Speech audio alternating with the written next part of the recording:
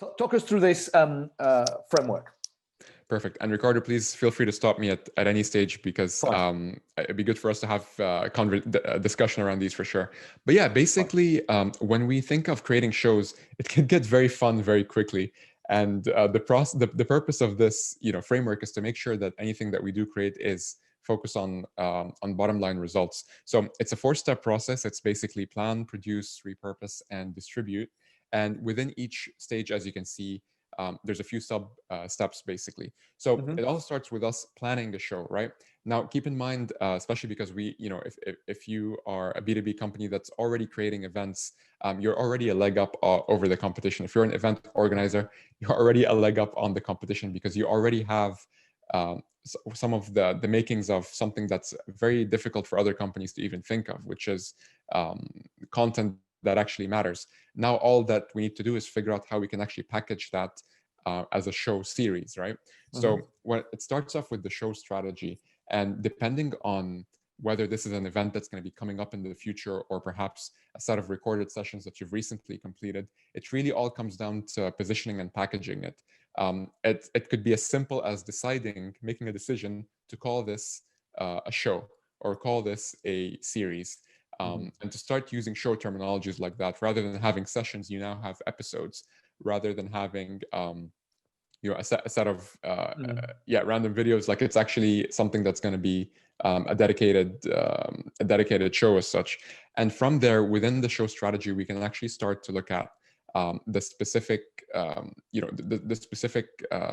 positioning for that audience as well. So naturally, if we follow the inbound methodology, or HubSpot, they talk a lot about personas, of course.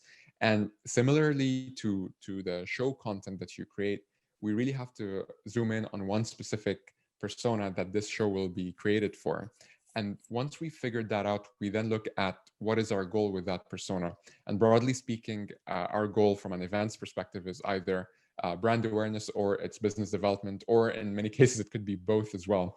So whether it's brand awareness or business development, that's actually going to affect what type of topics we end up talking about, if it's something that's going to be in the future, or maybe it's, we're looking at curating a set of specific topics around a certain theme, as well as the guests. To give you a quick example, with brand awareness, we're obviously trying to get the word out there. We're trying to get as much engagement as possible, maybe as much traffic as possible.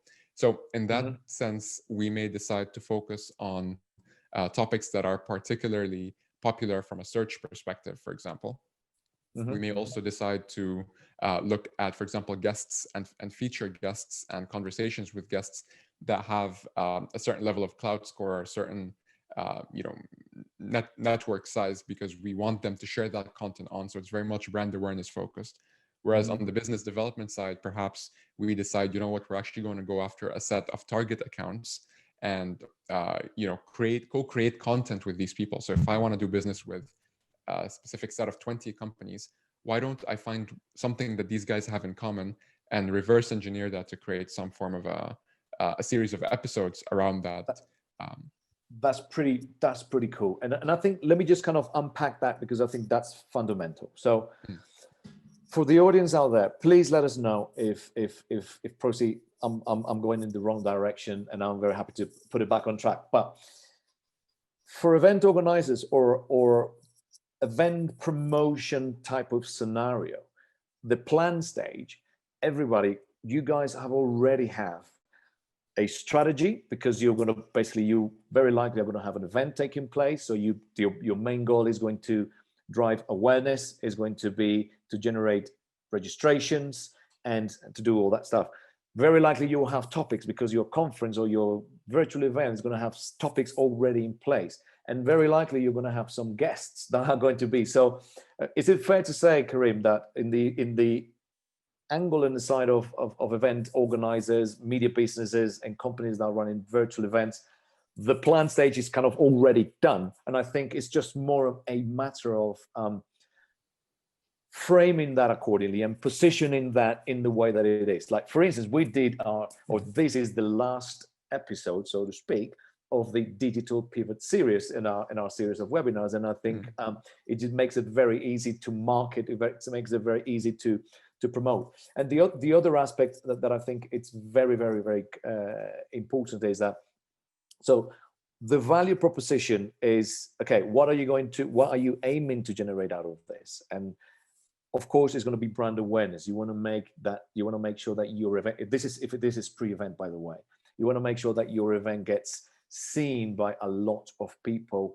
and ultimately they registered to attend the event. And so in that side of things, and then you can either involve sponsors, and that's going to basically help to drive value. You can get obviously your speakers. You might be able to get your rejects of people that said, "Oh, sorry, I'm not going to be able to join your live event, but I really had an interesting story to tell," and then that's kind of a way for you just to add value. Does that make sense, Karim? Right, in the framework that we're talking about. 100%, and I completely agree with you that people who are already in the game, in the events game, right, they definitely have a leg up on the competition, as I mentioned earlier, because the plan stage and perhaps some elements of the produce stage as well, you know, are naturally inherent. They're naturally part of the job. But I completely agree with you, Ricardo. Like, you know, on the importance of just reframing it or packaging it. They are very, very similar, but you know, all good marketing is ultimately packaging and that kind of story that you tell. Totally. Yeah, Totally. And then I just kind of wanted to add one thing there, and the fact that online communities is becoming extremely, extremely important and extremely, extremely topical. Episodic marketing comes as a I personally see it as a savior for marketeers and companies out there, because there's generally a question is, how can we engage our online community further? How can we, and then these kind of slicing and dicing this content beforehand, before the event takes place, helps to drive that engagement within that community, helps to drive that engagement within social media, and then it's actually giving you a taster of what it's going to look like. Is that right? Absolutely. And this is kind of a part of, and I just kind of really want to make sure that I am linking everything, all these, how episodic marketing will fit into the online community strategy, and how it will fit in with your pre-event promotion.